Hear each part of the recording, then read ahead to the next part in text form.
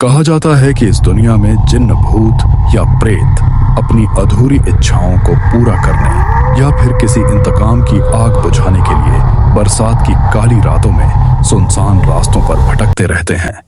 यह कहानी भी प्रिया और आकाश की है। प्रिया शिवालिक गांव की एक मासूम लड़की थी जिसकी शादी बड़े शहर में रहने वाले आकाश से हुई। शादी को अभी 1 साल भी पूरा नहीं हुआ था। शादी के बाद कुछ समय तक सब कुछ ठीक चला, लेकिन फिर प्रिया की जिंदगी में गहन उदासी छा गई। वह बरसात की भयानक रात थी। आसमान से गिरती हर बूंद मानो उसके दिल की तन्हाई को और गहरा कर रही थी। कितनी अकेली हो गई हूं मैं। मेरे घर वाले भी अब मेरे पास नहीं है और ये आकाश भी अब बहुत बदल गया है। मैं आखिर अपना दुख दर्द किससे बांटूं? खिड़की के पार बहती हवाएं, भीगी जमीन की सड़ी हुई सी खुशबू और दूर कहीं चमकती बिजली, सब कुछ जैसे उसके दर्द का आईना बन गए थे। यह सोचते हुए जैसे ही उसने पीछे देखा, वहां आकाश खड़ा था। वह दफ्तर से वापस आ चुका था। अरे आकाश, तुम आ गए। चलो तुम फ्रेश हो जाओ, फिर हम साथ में खाना खा लेते हैं। मैंने अभी तक नहीं खाया। नहीं प्रिया, मैं खाना खाकर आया हूं। तुम अकेली ही खा लो और फिर जाकर सोना। मुझे कुछ काम है। प्रिया उदास आंखों से आकाश की तरफ देख रही थी। आकाश वहां से उठकर टीवी लाउंज में जाकर बैठ गया, जैसे प्रिया उसके लिए अदृश्य हो। प्रिया चुपचाप अपने कमरे की ओर बढ़ गई।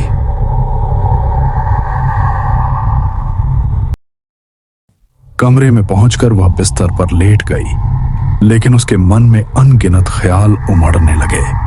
नींद उसकी आंखों से कोसों दूर थी। कुछ देर बाद वह उठकर फिर से बैठ गई। उसी समय उसे बाहर से आकाश की बातें करने की दबी हुई आवाजें सुनाई दी। प्रिया धीरे धीरे दरवाजे की ओर बढ़ी और नीचे आकर देखा।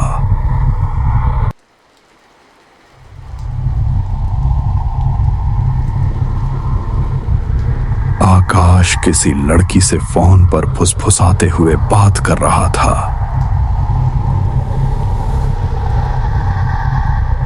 अरे जान, मैंने तुम्हें कितनी बार समझाया है कि मुझे घर पर कॉल मत किया करो।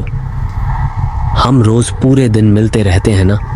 अगर प्रिया को पता चल गया तो वैसे ही वो थोड़ी मानसिक रूप से अस्थिर है, फिर एक नया मसला बन जाएगा। अच्छा चलो, अब फोन रखो, फिर मिलते हैं। जैसे ही आकाश ने फोन रखा, प्रिया अचानक सामने आ गई। आकाश, ये तुम किससे बात कर रहे थे? ये जान कौन है? आखिर ये सब क्या चल रहा है?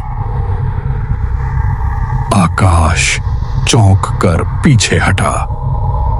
उसके चेहरे पर अचानक डर और गुस्सा दोनों उभर आए। अरे प्रिया, तुम यहां कैसे? तुम तो सो रही थी ना। वो तो मेरे किसी कस्टमर का फोन था। कुछ जरूरी बात डिस्कस करनी थी। मैं यहीं कमरे में ही था। अच्छा चलो, अब रात काफी हो गई है, सो जाते हैं। आकाश, झूठ मत बोलो। मैंने तुम्हारी सारी बातें सुन ली हैं। तुम आखिर मुझे इतना बड़ा धोखा कैसे दे सकते हो? हमारी शादी को तो साल भी पूरा नहीं हुआ और तुम। लेकिन प्रिया, मैंने कुछ नहीं किया। तुम्हें कोई गलतफहमी हो रही है। ये जिसे तुम जान कह रहे थे, वो कैसा क्लाइंट था आकाश? मुझे तुम पर बहुत पहले से शक था, लेकिन मैं चुप रही। सोचा था शायद तुम सुधर जाओगे, लेकिन नहीं, मैं गलत थी। प्रिया, ऐसा मत कहो। तुम गलत समझ रही हो। प्रिया को आकाश की मक्कार और झूठी बातों पर अब जरा भी यकीन नहीं आ रहा था। वह गुस्से से कांपते हुए बोली, बस आकाश, बस, अब बहुत हो गया। तुमने आज तक न मेरा ख्याल रखा, न ठीक से कभी बात की। मैं चुप रही, अब तक कुछ नहीं कहा, लेकिन अब तुम्हें हर हाल में छोड़ देती हूँ। तुमने मुझे इतना बड़ा धोखा दिया है। मैं अभी ही जा रही हूँ। तुम्हारी कोई परवाह मेरे लिए नहीं रही। मैं अपनी माँ के घर जा रही हूँ और तुम अब चले जाओ अपनी जान के पास। प्रिया, लेकिन बाहर इतनी तेज बारिश हो रही है, तुम कैसे जा सकती हो अभी? प्रिया ने आकाश की एक न सुनी और वहां से बाहर निकल गई। आकाश ने प्रिया को रोकने की बिल्कुल भी कोशिश नहीं की, बस उसे जाते हुए चुपचाप देखता रहा।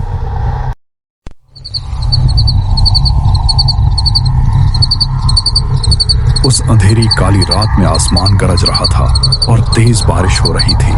चारों तरफ अंधेरा और भयानक सन्नाटा छाया हुआ था। रात के 12 बज चुके थे और प्रिया उदास मन से सिर्फ तेज बरसात में ही चली जा रही थी। रात बहुत थी और बारिश भी ज्यादा थी, इसीलिए किसी भी तरफ टैक्सी या रिक्शा नजर नहीं आ रहा था। चलते चलते प्रिया एक पुराने ढाबे पर जाकर बैठ गई और वहां किसी टैक्सी या रिक्शे के आने का बेताबी से इंतजार करने लगी। बरसात की बूंदों के साथ उसकी भी आंखों से आंसू बह रहे थे और वह अपने ही खौफनाक ख्यालों में खो गई।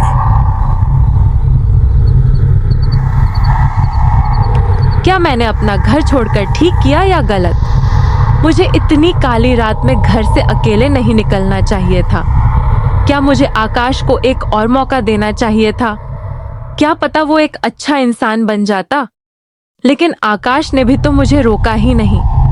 वो भी चाहता था कि मैं उसकी जिंदगी से जल्दी निकल जाऊं। उसको तो मेरी जिंदगी की कोई परवाह नहीं है।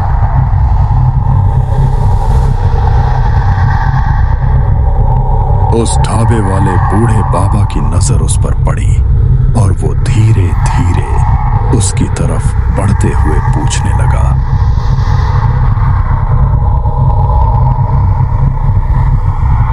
बेटी, क्या हुआ? तुम इतनी उदास क्यों हो और इतनी रात को अकेली कहां जा रही हो? उस बूढ़े ढाबे वाले बाबा की बात सुनकर प्रिया अपने सारे दिल की बातें उससे कहने लगी।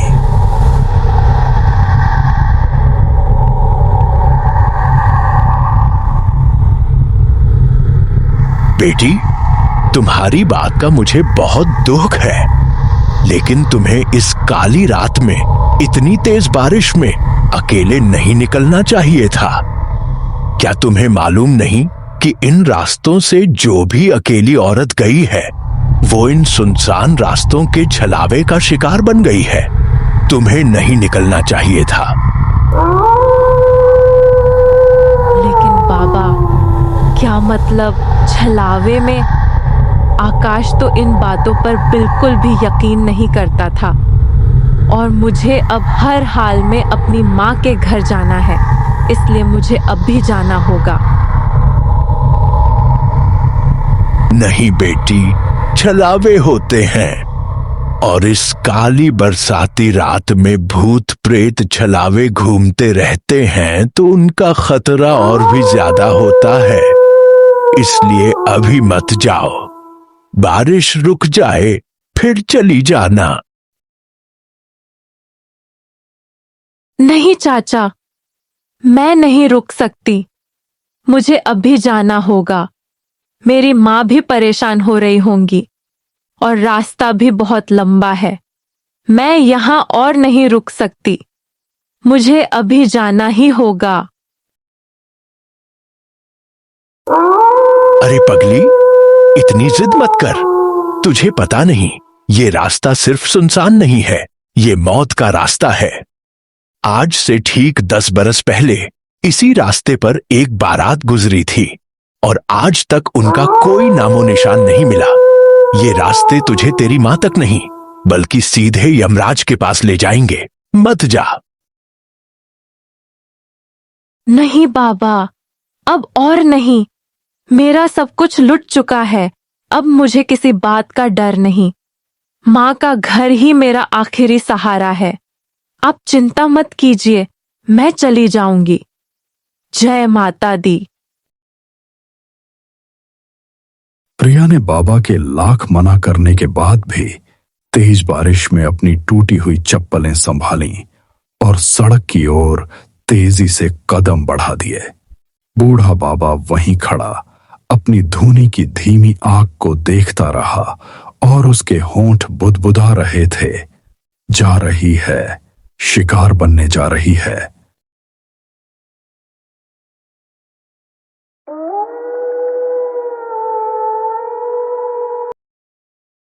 जैसे जैसे प्रिया ढाबे से दूर होती गई, रात का सन्नाटा और बारिश की आवाज और भी ज्यादा डरावनी होती गई।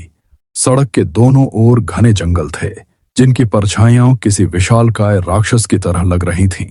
थोड़ी दूर जाने पर सड़क पर अचानक एक भयंकर दुर्गंध महसूस हुई। तभी उसकी नजर सड़क के किनारे पड़ी एक चीज पर गई और उसके रोंगटे खड़े हो गए। वहां जमीन पर मानव शरीर के कुछ टुकड़े बिखरे पड़े थे।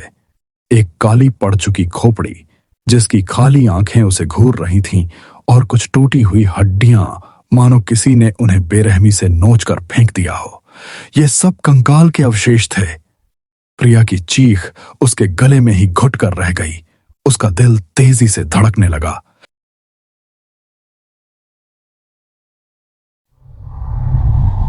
जल्दी से आगे बढ़ना चाहा, लेकिन आगे का दृश्य उससे भी भयानक था। थोड़ा और आगे बढ़ने पर उसने देखा कि एक पुराने टूटे हुए पेड़ की जड़ के पास 3-4 और कंकाल एक दूसरे से सटे पड़े हैं, और एक कंकाल पेड़ पर लटका मानो उसको घूर रहा हो। अचानक उसकी नजर उन कंकालों में से एक की खोपड़ी पर पड़ी, और प्रिया को ऐसा लगा जैसे उस खाली खोपड़ी ने पलक झपकाई हो। प्रिया का पूरा शरीर डर से कांपने लगा। उसने अपने आप से कहा, नहीं, ये सिर्फ मेरा डर है। ये मर चुके हैं, ये कुछ नहीं कर सकते।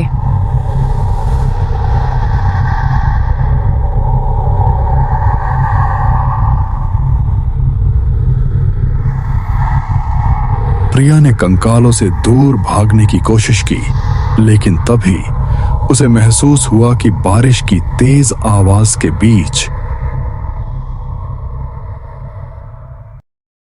हवा में कोई फुसफुसा रहा है।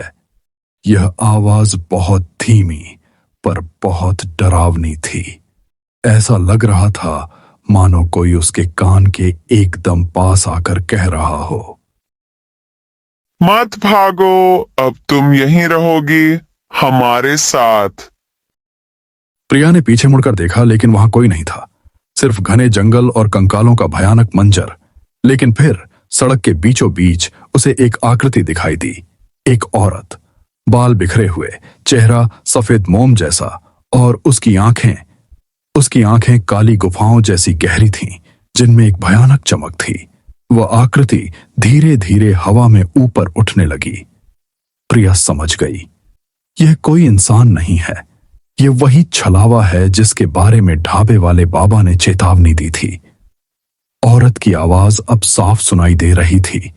यह एक भयानक गूंजती हुई दहाड़ थी। तुम भी हमारे जैसी बनोगी। इस रास्ते से कोई जिंदा वापस नहीं जाता। आओ, मैं तुम्हें तुम्हारी माँ के पास ले चलती हूँ। हा हा हा हा हा। वह डरावनी आकृति तेजी से प्रिया की ओर बढ़ने लगी, और प्रिया ने अपने जीवन के आखिरी डर के साथ भागना शुरू कर दिया। अब यह भागना जिंदगी और मौत के बीच का था, जहां रास्ता कंकालों से भरा था और पीछे एक खौफनाक भूतनी उसका पीछा कर रही थी।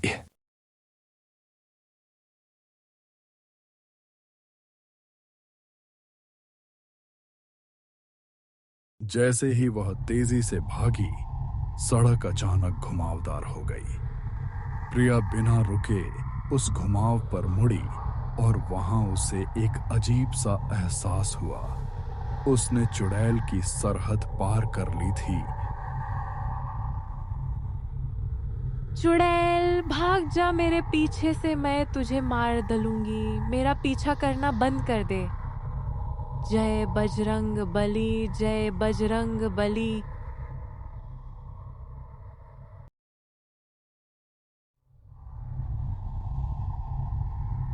भागते भागते प्रिया अपने गांव पहुंच गई। वह अपने घर पहुंचकर जोर जोर से आवाज देने लगी।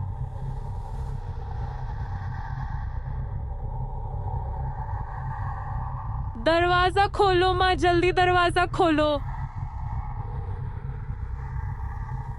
उसकी आवाज सुनकर उस घर का दरवाजा खुला। दरवाजे पर एक बुजुर्ग महिला खड़ी थी, जिनकी आंखों में सालों का इंतजार और गहरी चिंता झलक रही थी। उनके हाथ में एक दिया था और वह रोशनी प्रिया के लिए उम्मीद की रोशनी थी। वह महिला कोई और नहीं बल्कि प्रिया की मां थी।